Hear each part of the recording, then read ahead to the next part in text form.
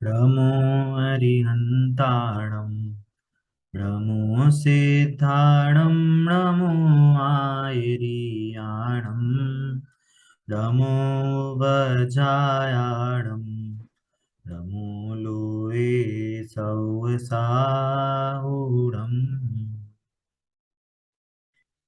अभी हम मंगल प्रज्ञा 3 का हमारा चैप्टर अर्थव्यवस्था चल रहा है। इसमें हमने समझने की कोशिश करी कि द्रव्य व्यवस्था क्या होती है, वस्तु व्यवस्था क्या होती है, जिसके बिना हमारा जैन धर्म में प्रवेश नहीं हो सकता। हमने ये पहले समझने की कोशिश करी कि हर वस्तु द्रव्य गुण पर्यायात्मक है। इस तीन भेद रूप है। कहने में तीन भेद हैं, परंतु वस्तु में तीन भेद नहीं है। ये एक देखने के नजरिया है। द्रव्य रूप देखना, उसके एक अंश गुण रूप देखना, उसका एक अंश पर्याय रूप देखना। ये हम उस वस्तु को किसी एंगल से देख रहे हैं, पर वस्तु में तीन भेद नहीं होते, है ना। हम उसको समझने के लिए हम उसके तीन भेद कर रहे हैं। तो द्रव्य हमारा ध्रुव रहता है, गुण हमारे उसके अनंत गुण ध्रुव रहते हैं। पर्याय में वर्किंग होती है, पर्याय में चेंज आता है। गुण और द्रव्य में चेंज नहीं आता, वो सदा ध्रुव रहते हैं। पर्याय में घटना बढ़ना, है ना। उत्पाद व्यय जो हमने वर्ड यूज किया था, वो उत्पाद व्यय पर्याय में चलता है। इतना हमने समझने की कोशिश करी। अब इसके बाद हम नेक्स्ट स्टेप में गए कि इसमें जो द्रव्य में जो गुण हैं, क्या ये क्या ये गुण सेम होते हैं, सबके अलग अलग होते हैं। तो हमने उसके दो विभाजन किए। क्या विभाजन करे कि कुछ तो सामान्य गुण होते हैं और कुछ विशेष, विषय। है ना। सामान्य गुण से अर्थ क्या है कि जो सभी द्रव्यों में पाए जाएं, छयों, जीव उद्गल धर्म धर्म आकाश काल, सभी द्रव्यों में समान रूप से पाए जाते हैं। उनका सेम वर्किंग, सब में सेम वर्किंग है उनका। विशेष गुण होते हैं वो स्पेसिफिक होते हैं, है ना। इसके हमने मैंने आपको एग्जाम्पल नहीं दे पाया, अभी इजीली समझ में आ जाएगा। जैसे क्या है कि हम जानवरों में देखें, क्या देखें कि जानवरों को आप कैसे, क्या कहते हैं, सेम क्वालिटीज क्या क्या है जानवरों में। कि हर जानवर के पास दो आंखें हैं, हर जानवर के पास नाक है, हर जानवर के पास कान है, हर जानवरों के पास मुंह है, उसके दो हाथ हैं, दो पैर हैं, है ना। तो ये चीजें कॉमन होंगी, है ना। पर विशेष क्या होंगी कि किसी के पास पूंछ हो सकती है, पूंछ हर शरीर के हर किसी के पास नहीं हो सकती। किसी के पास पूरी बॉडी में बाल हैं, हो सकता है किसी बॉडी में बाल ही ना हो हर जगह। किसी के सिर्फ सर पे बाल हैं, जैसे मनुष्य है तो सिर्फ सर पे बाल हैं, पूरी बॉडी में बाल नहीं है, है ना। किसी के कान हैं तो किसी के कान हमेशा खड़े रहते हैं, किसी के कान नीचे बैठे रहते हैं, वगैरह वगैरह, है ना। तो ये क्या है, ये स्पेशल क्वालिटीज हो गई। पर हम जब सामान्य तरह बात करेंगे तो वो सामान्य रूप में बात आएगी, आंख नाक मुंह कान हाथ पैर जो भी है वो सामान्य। वैसे ही जो द्रव्य है, द्रव्य में सामान्य गुण होते हैं, है ना। द्रव्य में हमने सामान्य गुण कितने होते हैं, सामान्य गुण अनंत होते हैं। पर हम अनंत की चर्चा नहीं कर सकते, तो हमने उसमें मुख्यता से 6 गुणों की बात करी, है ना। हमने उसमें मुख्यता से 6 गुणों की बात करी, है ना। क्या क्या गुण थे इसमें? अस्तित्व, वस्तित्व, वस्तुत्व, द्रव्यत्व, अगुरु लघुत्व, प्रमेयत्व और प्रदेशत्व। क्लियर होता है सभी को? ये सामान्य गुण हैं। क्या है ये? सामान्य गुण है, मतलब ये सभी द्रव्यों में पाए जाएंगे, है ना। अब इनका हम एक एक करके अब इस पे हम अंडरस्टैंड करने की कोशिश करेंगे कि ये इस गुण के कारण काम क्या होता है ना। अब देखना, जो हमने गुण की डेफिनेशन पढ़ी थी वो भी डेफिनेशन यही होगी कि ये सारे गुण ध्रुव रूप हैं। इनकी जो पर्याय होती है वो वास्तव में वर्किंग होती है। ठीक है, तो अब पहला क्या है, अस्तित्व गुण। अस्तित्व गुण क्या कह रहा है कि अब जैसे मैंने यहाँ पे अभी कॉमन लिख दिया है, जिस गुण के कारण, इस सेंटेंस के आगे सबसे आप में आप ये कॉमन समझ लेना, जिस गुण के कारण द्रव्य का कभी नाश नहीं होता और वह किसी से उत्पन्न नहीं होता। जैसे हम साइंस में पढ़ते ना, energy can't be created, can not be destroyed, but it changes it's form. But वो एनर्जी के लिए है, वो अपनी फॉर्म चेंज करती है। बट यहाँ पे क्या कह रहे हैं, यहाँ पे कह रहे हैं कि जो वस्तु है, वस्तु कभी उत्पन्न नहीं हो सकती, वो जैसी है वैसी रहेगी, और ना ही उसका कोई उत्पाद हो सकता है। जो वस्तु है, मतलब वस्तु में यहाँ पे जो द्रव्य गुण पर्यायात्मक जो पूरी वस्तु है, वो हमेशा, इसका कभी ना नाश होगा, मतलब वो कभी खत्म नहीं हो सकती, है ना। अस्तित्व गुण को पता है इंग्लिश में क्या बोलेंगे, इसको बोलेंगे एग्जिस्टेंस। इस गुण के कारण वस्तुओं का एग्जिस्टेंस रहता है, वो कभी ऐसा खत्म नहीं हो जाएंगी कभी।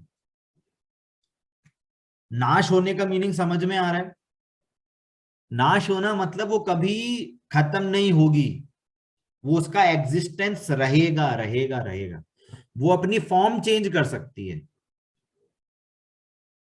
ना। जैसे हम समझते हैं कि लकड़ी हमने जलाई, तो लकड़ी क्या हो गई, इतनी सारी जल गई और इतनी सी रह गई, तो जितने सारे परमाणु थे वो खत्म हो गए, नहीं। वो जितने परमाणु थे वो कोई वाटर बन गए, वो कोई परमाणु थे वो कार्बन डाइऑक्साइड बन गए, कुछ परमाणु थे वो आग बन गए, कुछ राख बन गई, तो कुछ ऊपर उड़ गई राख, कुछ जमीन में रह गई, हाँ, कुछ हवा में बिखर गई। तो परमाणुओं का नाश नहीं होगा, वो अपनी फॉर्म चेंज कर देंगे, किसी रूप में चले जाएंगे, पर वस्तु का कभी नाश नहीं हो सकता, है ना। तो ये चीज हमें देखना, अब ये मैं यहाँ पे डेफिनेशन लिख रहा हूं, पर इसके जो फायदे हैं ये मैं सिर्फ बोलूंगा, आपको ये इसके नोट्स खुद बनाने हैं और एग्जाम में आएगा कि हर गुण को समझने से क्या लाभ हुआ, हमने क्या समझा। तो आपको मीनिंग समझ में आना चाहिए कि हम उस गुण को समझने से हमारे को क्या चीज का फायदा हो रहा है, उस चीज को हमारे समझ में क्या फायदा आ रहा है। ठीक है, तो अस्तित्व गुण को समझने से हमारा क्या लाभ हो रहा है कि हमारे को कितनी बड़ी, हमारे को ये हमारी भ्रांति खत्म हो रही है कि हमारे को मरण का भय छूट रहा है। जो हमारे में भय रहता ना कि अरे जो कोरोना आ गया हम मर जाएंगे, अरे हमें बीमारी हो जाएगी तो हम मर जाएंगे, तो जो मरण और मृत्यु का, दुर्घटना का जो हमारे मन में भय रहता है कि मेरा नाश हो जाएगा, तो वो हमारे मन में जो भय है, वो भय हमारे को खत्म होता है। मीनिंग क्या है, मीनिंग ये है कि यदि हम अस्तित्व गुण को समझेंगे तो हमें ये समझ में आ जाएगा कि हमारी ये पर्याय चेंज हो सकती है, हम यहां से कहीं और चले जाएंगे पर मेरे में कुछ नहीं होगा, मेरी फॉर्म भले ही चेंज हो जाएगी, पर मेरे जो गुण हैं, मेरी जो अनंत गुण हैं, मेरे अंदर अनंत पर्याय हैं, उसमें मेरे में कोई ना कुछ बढ़ोतरी होगी ना कुछ कटौती होगी, वो एग्जिस्टेंस सेम ही रहेगी। फॉर्म चेंज हो जाएगी पर मेरा एग्जिस्टेंस रहेगा, मैं मरूंगा नहीं, मैं खत्म नहीं होऊंगा। ठीक है, पहली बात। दूसरी बात कि कोई हमें मारे, पहले हमने क्या समझा, पहले हमने इसको अपने पे अप्लाई किया, अब दूसरे पे अप्लाई करा। क्या दूसरे पे अप्लाई किया कि कोई मुझे मारेगा या कोई मुझे बचा सकता है ना। अब जब मैं मर नहीं सकता तो कोई मुझे मारेगा, या मैं मर जाऊं, मरने वाला हूं तो कोई मुझे बचा ले, तो इसलिए दूसरों के प्रति राग द्वेष नहीं होंगे, दूसरों पे भय नहीं होगा, दूसरों के प्रति हमारे को ऐसा नहीं लगेगा कि वो सामने वाला डॉक्टर मेरे को बचा सकता है। वो जितने कर्म का उदय है, जब तक शरीर है तब तक रहेगा, सामने वाला डॉक्टर भी मेरे को नहीं बचा सकता। तो हमको दूसरों के लिए जो दोषी प्रवृत्ति रहती है, या दूसरे लोगों को हम मानते हैं कि ये मेरा बहुत फायदा करा सकते हैं, तो ये प्रवृत्ति भी हमारी खत्म हो जाएगी। तो मीनिंग क्या हो रहा है कि हम अपना ज्ञान को हम शांत खो जाएगा। वो एक जो टेंशन में रहता था हमारा ज्ञान, है ना, वो टेंशन हमें मिट जाएगी। समझ में आ रहा है ना? तो जो हमें टेंशन होती थी कि ये मेरा नाश हो जाएगा क्या, दूसरे मेरे को नाश कर देंगे क्या, है ना, तो ये हमारे को टेंशन खत्म होती है। दूसरी तीसरी क्या, कि मैं किसी को बचा सकता हूं दूसरे के लिए, या मैं किसी को मार सकता हूं, इस रूप भी प्रवृत्ति हमारी खत्म होती है। क्या मैंने इसको बचा लिया, अरे हम बचा लेते, उस रूप की टेंशन भी हमारे को खत्म होती है। मीनिंग समझ में क्या आया कि हर वस्तु अपनी एग्जिस्टेंस से रहती है, कोई किसी की एग्जिस्टेंस किसी दूसरे के कारण इफेक्ट नहीं होती। विश्व की सभी वस्तुओं का एग्जिस्टेंस अपने अनुसार होता चलता रहा है, अभी तक चल रहा है, आगे भी चलेगा। हम उनके एग्जिस्टेंस में हस्तक्षेप नहीं कर सकते, है ना। ये तो हमने लाइफ के हिसाब से बताया, भय है कुछ, ये है ना। जैसे कि क्या लगता है कि कोई गाड़ी आ गई, हमने क्या, मैंने लेके आई, अरे भैया उसका एग्जिस्टेंस अपने से है, तुम नहीं लेके आए उसको, है ना। जैसे इसके लिए समझने के लिए बहुत ऐसा उदाहरण भी देते हैं। जैसे मान लो कि सबसे पहले किसी ने सोना खनिज से निकाला और उसका प्यूरिफिकेशन करके सोना बनाया, तो बताओ उसने सोना बनाया कि सोना पहले से ही एग्जिस्ट करता था?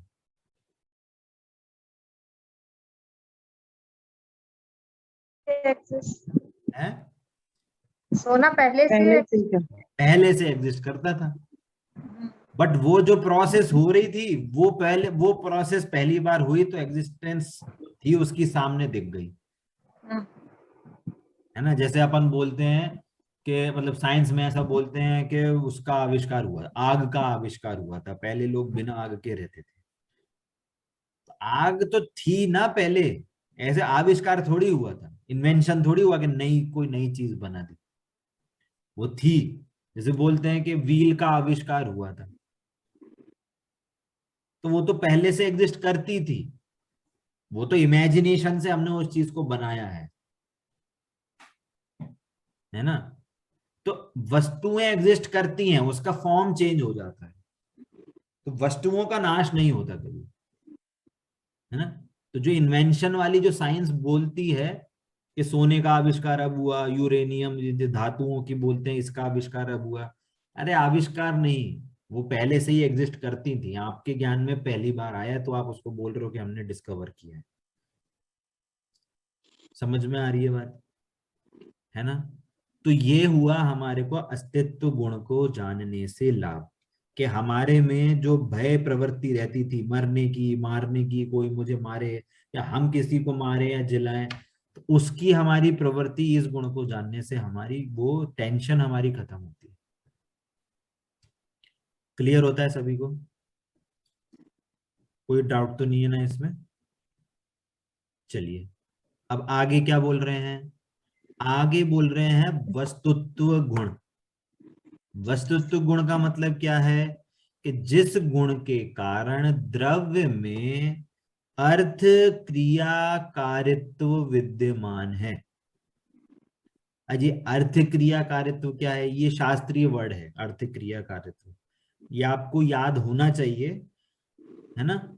इसका मीनिंग क्या है, इसका मीनिंग यह है कि हर द्रव्य, हर वस्तु अपनी प्रयोजन भूत क्रिया करती रहती है। क्या बोला, हर वस्तु अपनी प्रयोजन भूत क्रिया करती रहती है। इसका प्रयोजनभूत क्रिया से भी क्या मीनिंग समझ में आया कि हर वस्तु में जो गुण, जो क्रिया है ना, वो ऐसा नहीं है कि वो मीनिंगलेस है। इसका मीनिंग ये है, प्रयोजनभूत मतलब कि वो मीनिंगफुल की काम करता है। हर वस्तु अपने मीनिंगफुल क्रिया को करता रहता है ना। इसका मीनिंग क्या है कि कोई भी कार्य होता है वो मीनिंगलेस नहीं है। कोई भी क्रिया, वस्तु, कार्य का मतलब ये कि ऐसा नहीं कि बाहर में कार्य, वस्तु में जो कार्य हो रहा है, किसी भी वस्तु में जो कार्य हो रहा है वो मीनिंगलेस नहीं है। इसको हम उदाहरण से बोलते हैं कि जैसे गंदगी है, गोबर है, गोबर में बदबू आती है, तो ये उसकी अर्थ क्रिया है, ये प्रयोजनभूत क्रिया है। यदि उसमें से बदबू नहीं आए तो पता कैसे चलेगा कि ये गोबर है? पॉइंट समझ में आ रहा है? जो वस्तु है उसमें उस रूप प्रयोजनभूत क्रिया होती है। नाली है, नाली में से बदबू क्यों आ रही है? अरे उसमें गंदगी पड़ी है इसलिए बदबू आ रही है, वो उसका काम है वहां, इसलिए उसको नाली कहते हैं, उसको गंदा पानी कहते हैं, वो काम है। कोई बोले अरे भैया यहाँ बहुत बदबू आ रही है, नाली में से बदबू आ रही है। कुछ लोगों की प्रवृत्ति होती है, कहीं भी चलते रहेंगे, अरे एकदम से बदबू, अरे भैया नाली है, आसपास कोई गंदी चीजें पड़ी है तो बदबू तो आएगी। या कोई बोले अरे ये फ्लावर की बहुत अच्छी स्मेल है, तो उसमें अच्छा बुरा जो मानते हैं वो गलत है, वो मोह कहलाता है। परंतु जो वस्तु की जो क्रिया है वो अपनी किसी मीनिंग से हो रही है ऑलरेडी, उसका मीनिंगफुलनेस है। यदि उसमें खुशबू ना हो तो भौरा नहीं बैठेगा। भौरे की जिसमें खुशबू नहीं होती उसके ऊपर नहीं बैठते। मधुमक्खी होती है वो बिना किसी उस पे नहीं बैठती, जिसमें खुशबू नहीं होती उस पे नहीं बैठती। और जब तक मधुमक्खी बैठेंगी नहीं तब तक फूल में जो उसका क्या कहते हैं, पॉलिनेशन जो इंग्लिश में कहते हैं, उसका जो पॉलिनेशन होता है और उससे जो उसके बीज बनते हैं या फ्रूट बनता है वो उसी से ही बनता है। किसी ने बायोलॉजी पढ़ी है 9th 10th 11th की, पॉलिनेशन होता था, है ना। जी भैया। पॉलिनेशन में क्या होता है, वो जो मधुमक्खी है या तितली है ना, ये भौरा है, तो क्या मुझको करता एक है, वो जगह फूल में बैठता है ना। और उसमें पॉलिनेशन से क्या होता है, एक एक मतलब प्लांट्स में एक फीमेल पार्ट होता है, मेल पार्ट होता है, उसके बीज इस पे जाते हैं, और जब वो बीज होता है उसमें रिएक्शन होती है और फिर फ्रूट बनता है ना। तो ये जब तक उसमें खुशबू नहीं होगी या उसमें जो अट्रैक्टिवनेस है फूल की, जब तक वो नहीं होगी तो भौरों उस पे बैठेगा ही नहीं। तो ये प्रकृति, कहने का मतलब है प्रकृति में जो भी क्रिया हो रही है वो प्रयोजन भूत क्रिया मीनिंगफुल है ना। अब इसको अब रियल लाइफ में लगाएंगे। अब कोई बोले, अब ये बताओ ये कोरोना आया तो ये मीनिंगफुल था क्या? कोई बता सकता है कि मीनिंगफुल था कि मीनिंगलेस था? मीनिंगफुल था। मीनिंगफुल था, सिद्ध करो। आबादी बहुत बढ़। नहीं, देखो जो प्रकृति होती है ना, प्रकृति भी अपने संदेश इसी वे में देती है कि जो ये हम अपने लिए नहीं कह रहे हैं, इन जनरल जो बाहर के जो लोग हैं जिनकी नॉनवेज खाने की प्रवृत्ति बढ़ रही है, जीव दया का परिणाम नहीं है। जीव दया मतलब भले ही चलो नॉनवेज नहीं खा रहे, पर आपको जनरल जो आपको कीड़े मकोड़े दिख रहे हैं, जैसे आप आजकल आप देख रहे हो कि ये थोड़ा ठंडा ठंडा माहौल है और इसमें हम लाइट जलाते हैं तो क्या कीड़े होते आ हैं, कीड़े उत्पन्न होते हैं। आपको क्या लग रहा है, अरे देखो लाइट कितनी बढ़िया, लाइट कितनी बढ़िया। अरे भैया लाइट जलाओगे नरक जाना पड़ेगा, कितने जीवों की हिंसा होगी। तो इसलिए जो हमारे घरों में लाइट भी है वो भी हमको बहुत सोच समझ के, जहां पे अशक्य काम हो उतनी ही लाइट जलानी चाहिए, है ना। तो इसका मीनिंग क्या हुआ कि ये प्रकृति आपको संदेश दे रही है कि जो जीव दया नहीं पालेंगे उनको ऐसा ही होगा। यदि आप प्रकृति में दूसरे जीवों की दया करोगे तो वो जीव अपने आप स्वयं में आपको इतना पुण्य बंधेगा कि वो जीव आपको परेशान नहीं करेंगे। और ये मैं गारंटी से कह सकता हूं, जितने कम लोग जैनियों में मरे होंगे ना परसेंटेज वाइज, सबसे कम जैनियों में गए, मतलब जिनका देह हुआ होगा वियोग, वो सबसे कम परसेंटेज जैनियों में हुआ होगा फॉर श्योर। बाकियों में आप देखो हर परिवार में कोई ना कोई गया है। क्यों गया है? क्योंकि वहां जीव दया का परिणाम कम है, या वो लोग ही बचे होंगे जिनको जीव दया का परिणाम ज्यादा है। पॉइंट समझ में आ रहा है? तो कहने का मतलब है कि ये भी क्रिया जो हुई है ये भी मीनिंगफुल है। अब इसमें देखना, इसमें और लोगों ने और कितना मीनिंगफुल बनाया कि लॉकडाउन हो गया तो लोगों ने इसको और मीनिंगफुल बना लिया। जो लोग जिनवाणी पढ़ते थे उन्होंने जिनवाणी में पढ़ने में और टाइम लगाया। जो लोग स्वाध्याय करते थे वो और ज्यादा स्वाध्याय सुनने लगे।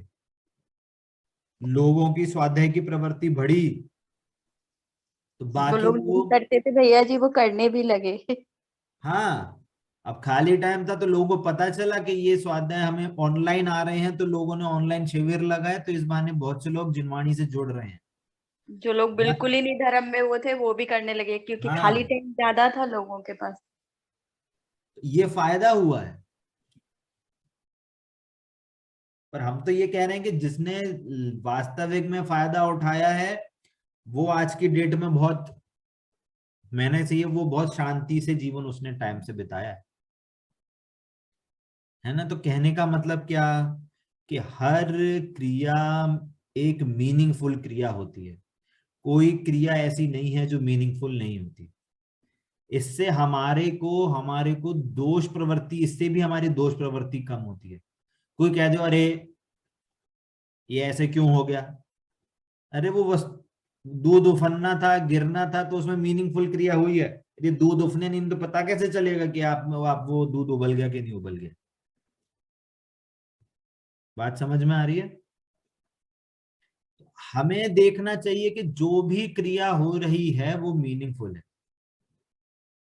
मतलब यदि किसी की प्रवृत्ति कषाय में जा रही है, यदि किसी की प्रवृत्ति गिरते हुए परिणामों में है, तो वो एक मीनिंगफुल क्रिया है। क्यों मीनिंगफुल क्रिया है? क्योंकि भगवान ने देखा है कि उसको नरक आदि गतियों में जाना है। आप उसका कोई चेंज नहीं कर सकते, उसको ऐसे ही जाना है, तो इसलिए उसमें अर्थ क्रिया हो रही है। और यदि किसी को देवगति आदि में जाना है तो उसको शुभ परिणाम ज्यादा होंगे। और यदि किसी को वास्तव में मोक्ष मार्ग में जाना है तो उसको भेद ज्ञान रूप, है ना, मंद कषाय रूप भेद ज्ञान जिनवाणी का स्वाध्याय करना, तत्व निर्णय करना, इस रूप में उसकी प्रवृत्ति होगी। तो हमें ये समझना चाहिए कि वो जो प्रवृत्ति हो रही है वो मीनिंगफुल है, पर मीनिंगफुल है तो विद रिजल्ट भी है। ऐसा नहीं है हर किसी ऐसा ऐसे आज तक कुछ नहीं हुआ कि कोई क्रिया हुई और उसका कोई फल नहीं मिला। मीनिंगफुल क्रिया भी होगी तो मीनिंगफुल फल फल भी उसको उसी रूप में मिलेगा। ठीक है, क्लियर होता है सभी को, है ना। अब आते हैं थर्ड पॉइंट पे। थर्ड पॉइंट पे क्या है? वस्तुत्व और अस्तित्व गुण समझ में आया, है ना। जो अस्तित्व गुण है इसके कारण से वस्तु को सत्य कहते हैं। वस्तुत्व गुण के कारण हम उस द्रव्य को वस्तु कहते हैं। इसी गुण के कारण उसको वस्तु कहा जाता है कि जो मीनिंगफुल क्रिया हो रही है वो उस वस्तु में उसका वो धर्म है ना। अब क्या वो तीसरा गुण क्या बोल रहे हैं? द्रव्यत्व गुण, है ना। इससे लाभ में यही बोलेंगे क्या कि क्या? अस्तित्व गुण से लाभ? वस्तुत्व गुण से लाभ? वस्तुत्व गुण से लाभ ये बोलेंगे कि जो भी क्रिया हो रही है वो मीनिंगफुल है, मीनिंगफुल उसमें है। फालतू में राग द्वेष करना कोई मीनिंग नहीं है उसका। हर वस्तु, कोई भी क्रिया कहीं पे भी हो रही है उसका एक मीनिंग है। गोबर में अगर ये वो क्रिया हो रही है तो वो उसका स्वभाव बता रही है ना। कोई पूछे कि ये ऐसा क्यों होता है, मिर्ची चिरपिरी क्यों होती है, अरे उसका स्वभाव है, वो उसकी क्रिया है। आम खट्टा क्यों होता है, कुछ मीठे क्यों होते हैं, नींबू खट्टा क्यों होता है, अरे वो उसकी अर्थ क्रिया है,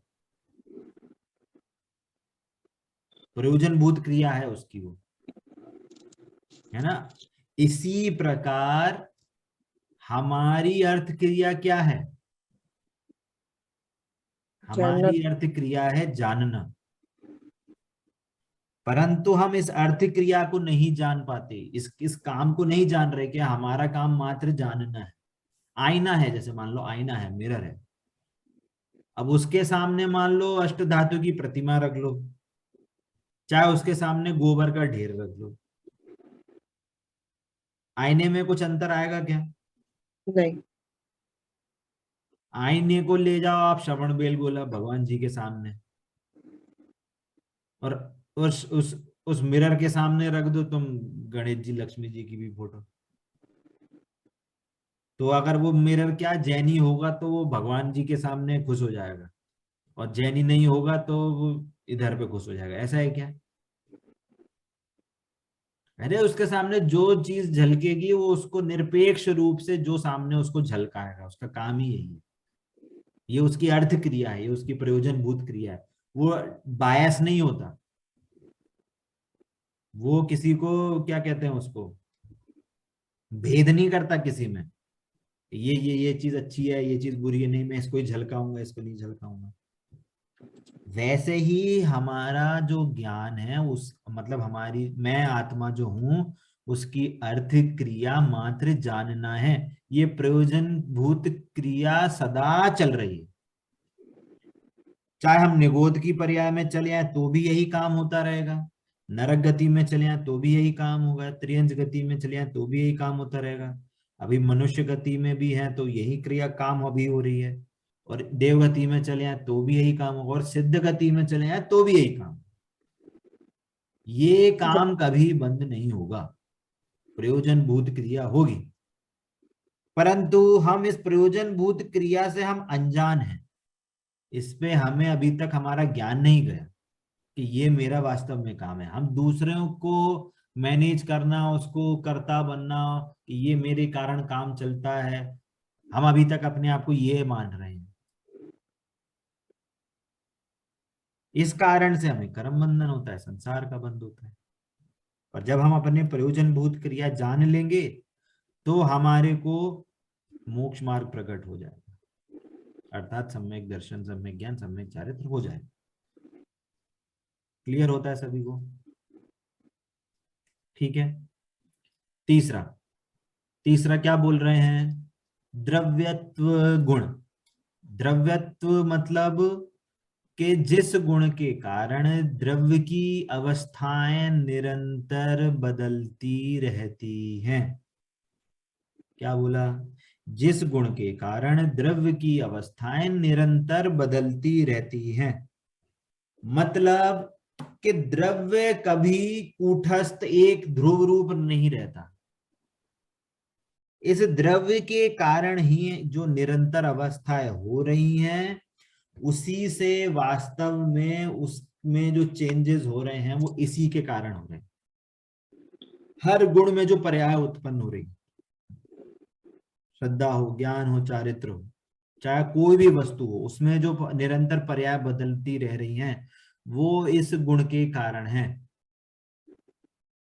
इसका मीनिंग क्या हुआ कि हर द्रव्य में जो चेंजेस आ रहे हैं वो नेसेसरी हैं, होंगे ही होंगे। बात समझ में आ रही है? हर वस्तु में जब चेंजेस होंगे तो ये मानना कि कोई चीज परमानेंट रहे तो ये तो गलत मानना हो गया। हम क्या मानते कि हमने नई गाड़ी रही तो जो 10 साल का उसका टेन्योर है वो एकदम चकाचक 10 साल तक वैसे ही रहे, कभी टायर पंचर नहीं हो, कभी क्या हो उसका इंजन खराब नहीं हो, कभी उसका एक्सीडेंट नहीं हो। ऐसा होता है क्या? नहीं। अरे वो छोड़ो, चलो हमने क्या सोना चांदी के गहने खरीद लिए एकदम बढ़िया सोने के, हम क्या चाहते हैं कि वो हमेशा एक जैसा रहे। अरे वो भी नहीं रहता, उसमें भी रस्टिंग हो जाती है। चलो वो भी छोड़ो, हम क्या समझते हैं कि ये हमारा शरीर एक जैसा हमारे साथ हमेशा बना रहे, एक जैसा, एक जैसा बना है क्या? नहीं है। हमारे बच्चे हमारे साथ एक साथ बने हैं क्या? नहीं है। कोई गारंटी नहीं है। मतलब कि हर वस्तु में चेंजेस आएंगे ही आएंगे। एक वस्तु इस दुनिया में नहीं है जो बिना चेंज किए रहती हो।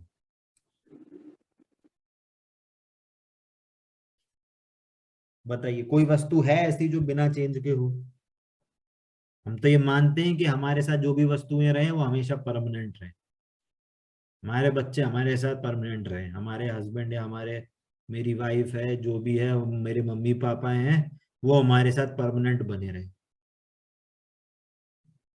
ऐसा तो है नहीं, हर में हमेशा चेंज हुए रहेंगे। वो भी छोड़ो, वस्तु छोड़ो, अरे हम ये चाहते हैं कि सामने वाले के परिणाम हमारे लिए सेम रहे, दूसरे हमारे लिए हमेशा सेम सोचें, ये भी सेम नहीं होता। परिणाम भी चेंजेस हैं। वो परिणाम क्या है? वो क्रिया है। वो क्या है? चारित्र गुण की राग द्वेष रूप क्रिया है, पर्याय है। राग द्वेष भी क्या है? वो पर्याय हैं। और यहाँ क्या बोल रही हैं कि जो द्रव्य में सदा अवस्थाएं बदले, मतलब जो द्रव्य की जो चारित्र गुण है उसकी जो अवस्थाएं हो रही हैं वो सदा बदलेंगी, सदा बदलेंगी।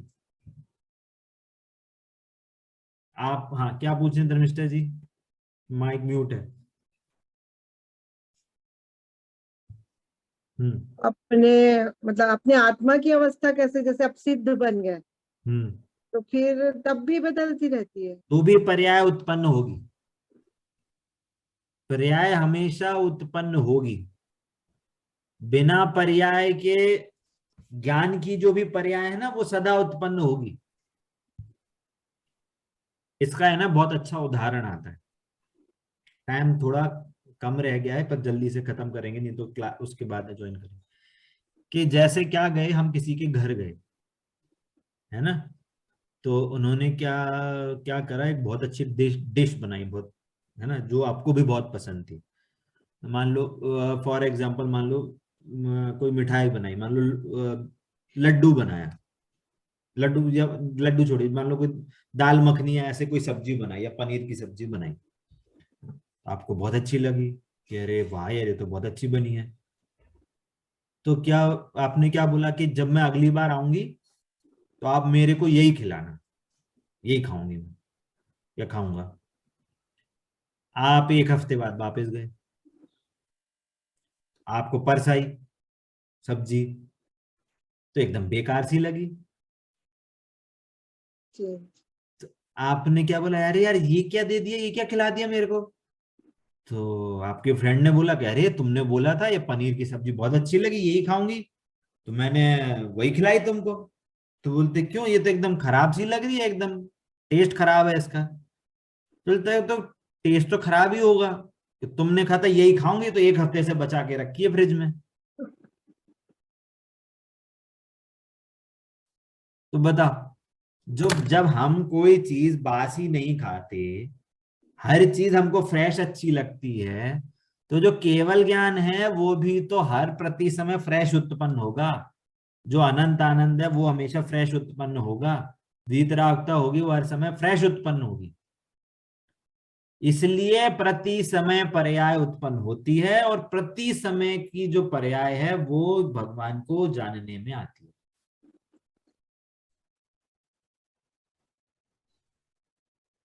ठीक है, समझ में आ रहा है? कि हर वस्तु में पर्याय निरंतर चेंज होती है ना। अब इससे फायदे क्या क्या हो रहे हैं? इससे फायदा ये हो रहा है कि जो भी बाहर की क्रिया हो रही है वो हमेशा परमानेंट नहीं रहेंगी। हमारा ये मानना कि वो हमेशा परमानेंट रहे, ये हमारा ही जो मिथ्या मान्यता है उसका नाश होता है इसको समझने से। और ये चीज हर किसी पे लगेगी, मतलब चाहे वो पर पदार्थ हो, मतलब घोड़ा, मकान, गाड़ी, बंगला, पैसे, रुपया, कपड़े लत्ते, जो भी सारी चीजें हैं, भोग भोग की सामग्री है, उस पे ये भी लागू पड़ेगा कि वो उनकी भी जो क्रिया चल रही है वो भी सदा हमारे को परमानेंट नहीं है, वो भी उसमें भी निरंतर चेंजेस आ रहे हैं। एक चीज। दूसरी चीज कि जो हमारे रिश्तेदार भी हैं या हमारे जो हमारे परिवार में जो सदस्य हैं उनमें भी चेंजेस हैं, उनके शरीर में चेंजेस हैं, उनकी चेंजेस भी परमानेंट नहीं है। उनके परिणाम भी हमारे प्रति, हमारे इसमें क्या है, वो भी चेंजेस आते हैं, उनके थॉट्स भी चेंज होते हैं, है ना, तो वो भी परमानेंट नहीं है।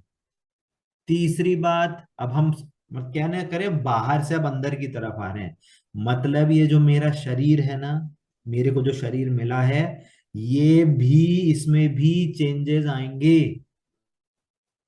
छोटे से बड़े होते जा रहे हैं, आकार में चेंज आ रहा है।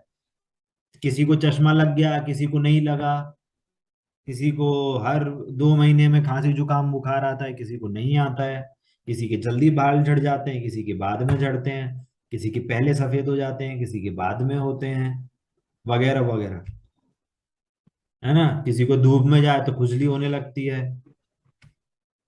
तो ये क्या है, ये चेंजेस आएंगे। तो और दूसरी बात, मेरे परिणामों में भी चेंजेस आएंगे। क्या बोला? दूसरों के परिणाम में चेंजेस तो आएंगे ही आएंगे, मेरे परिणामों में भी चेंजेस आएंगे। कि कभी खाने पीने के भाव हो रहे हैं, कभी मंदिर जाने के भाव हो रहे हैं, कभी खेलने कूदने के भाव हो रहे हैं, कभी किसी के भाव हो रहे हैं, कभी किस चीज के भाव हो रहे हैं। तो ये जो चीजें जानने में आ रही हैं, परिणाम जो चेंजेस हो रहे हैं, ये भी चेंज होगा। क्या बोला? ये भी चेंज होगा। तो इन सब से बिग पिक्चर क्या निकली? बिग पिक्चर क्या निकली कि हमारी जो पर्याय को देखने की जो प्रवृत्ति है, पहले क्या बोला था कि हमारे को तो पर्याय ही जानने में आएगी, क्योंकि काम तो पर्याय में होता है। गुण और द्रव्य में तो काम होता नहीं है, काम किस में होता है? पर्याय में। और ये द्रव्यत्व गुण से क्या बोल रहे हैं कि इसमें तो चेंजेस आएंगे, और हम ये मान रहे हैं कि पर्याय परमानेंट रहे। तो इससे हमारी जो पर्याय की देखने की प्रवृत्ति है, वो उसका शमन होना चाहिए। मतलब हमारी पर्याय की प्रवृत्ति को हमें इंपॉर्टेंस नहीं देनी चाहिए, हमें अपने ध्रुव को इंपॉर्टेंस देनी चाहिए। या किसी के परिणाम कुछ बिगड़ते हैं, किसी के परिणाम कुछ कैसे भी हो जाते हैं, किसी का कुछ उदय आता है, तो हमें उस कंडीशन, उस क्रिया को देख के हमें उसको जज नहीं करना चाहिए, क्योंकि वो चेंज है, वो परिणामशील वस्तु है। अभी का भी अगर बुरे परिणाम है तो कुछ समय बाद अच्छे परिणाम भी हो सकते हैं,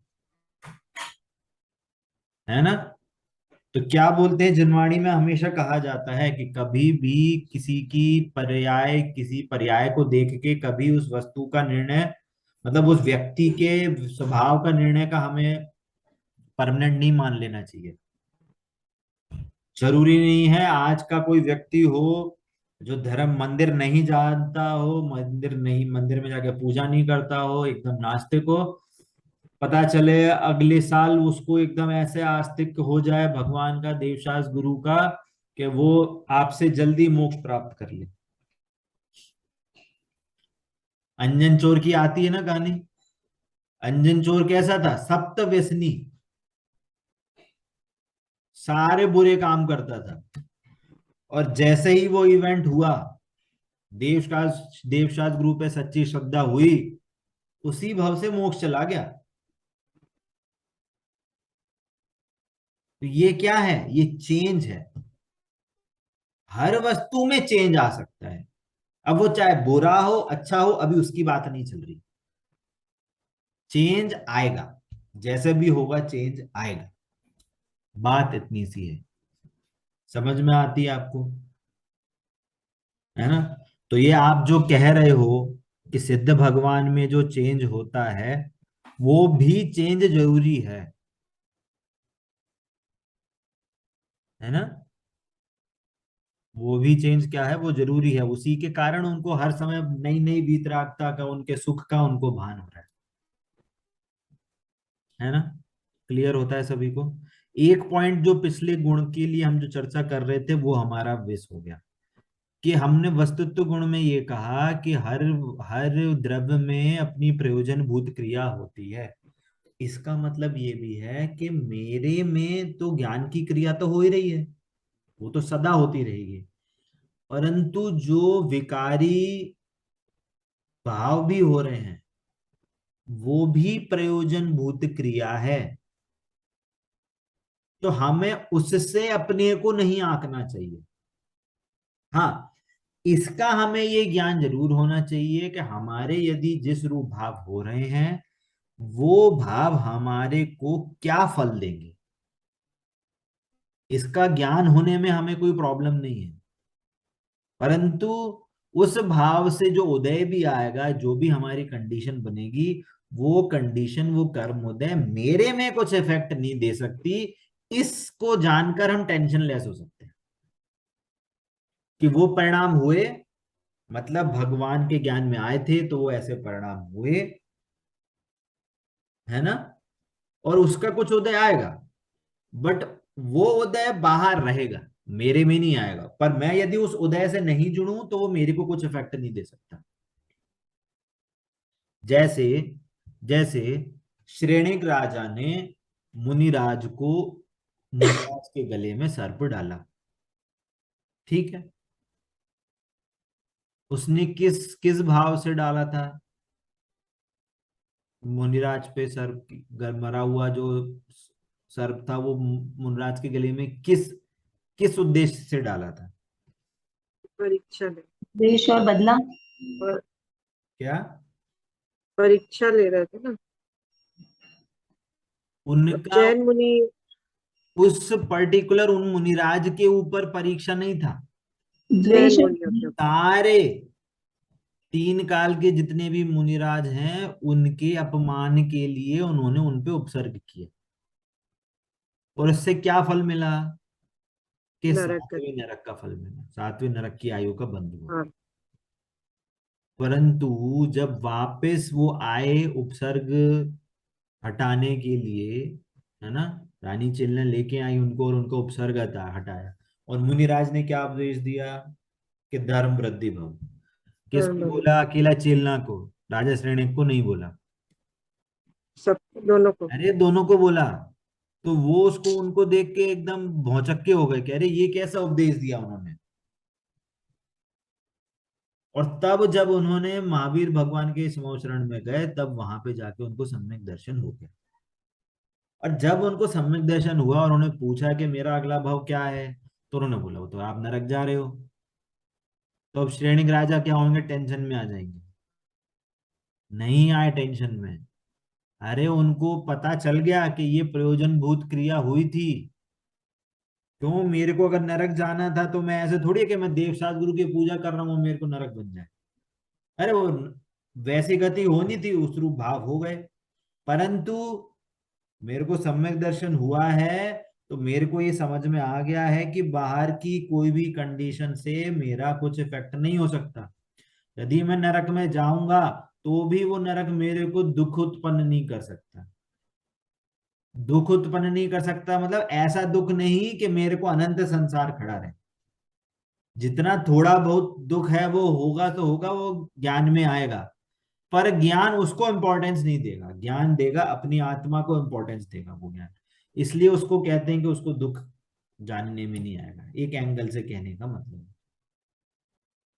तो ये वस्तुत्व गुण का एक और एंगल हमें समझ में आता है ना। तो अभी हमने 3 गुणों की बात करी, है ना।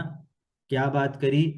अस्तित्व गुण मतलब जिससे हर वस्तु का एग्जिस्टेंस रहता है, कोई वस्तु का कभी नाश नहीं होगा और ना ही किसी से उत्पन्न होएगा।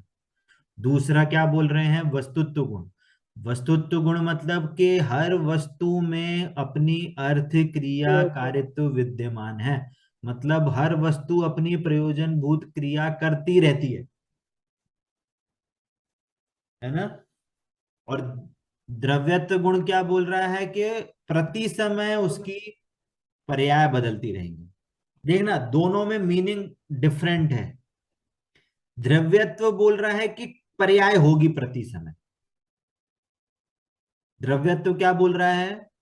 द्रव्यत्व का मीनिंग होता है, एक अवस्था दूसरी भाषा में निरंतर। कहें, द्रव्य का मतलब होता है बहना। द्रव्यत्व का मीनिंग एक दूसरे वर्ड में होता है बहना, कि वो सदा बहती है, मतलब हर समय पर्याय उत्पन्न, सही ना। हर समय क्रिया होएगी। तो वो तो ये बोल रही है कि हर समय क्रिया होएगी, परंतु वस्तुत्व गुण क्या बोल रहा है? वस्तुत्व गुण के कारण क्या हो रहा है कि वो जो क्रिया हो रही है ना, वो मीनिंगफुल क्रिया होएगी। कुछ ऐसी उटपटांग चीजें क्रिया नहीं हो जाएंगी। जो जो गुण है उसकी उस रूप क्रिया होगी। जैसे आम है, आम कच्चा आम है, तो कच्चा आम क्या होगा कि कच्चा आम पक्के आम रूप की उसमें अर्थ क्रिया होगी। हरा नींबू है, तो हरे नींबू की पीले नींबू रूप की अर्थ क्रिया होगी। ऐसा नहीं होगा कि हरा नींबू लाल नींबू हो जाए। ये जो आम हो रहा है वो आम है, वो कड़वा आम हो जाए, ऐसा नहीं होगा। उसकी जो क्रिया हो रही है वो अपनी अर्थ क्रिया हो रही है। पर्याय जो उत्पन्न हो रही है वो अपनी प्रयोजनभूत क्रिया कर रहा है। मीनिंग इसमें ये है।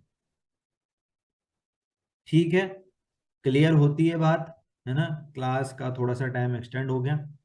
तो अभी हम 3 गुण की हमने बात करी, अस्तित्व गुण, वस्तुत्व गुण, द्रव्यत्व गुण और इसके लाभ, है ना। हमने अलग अलग अलग अलग थोड़े से पॉइंट टच करे हैं, है ना। इसके मैं समझूंगा कि आप इसको समझें, इसके नोट्स बनाएं। एग्जाम में इस पे क्वेश्चन आएंगे कि इस गुण को समझने से हमारे को क्या लाभ होंगे। ऑप्शंस होंगे, ऑप्शंस दिए जाएंगे, उसमें क्या सही है क्या गलत है, आपको उसकी वर्किंग को समझ के आपको आंसर देने हैं, है ना, कि उस वर्किंग को समझने से आपको क्या लाभ होता है। ठीक है, क्लियर है सभी को? आज की क्लास हम यही एंड करते हैं। किसी का कोई डाउट तो पूछ सकते हैं। ठीक है, चलिए।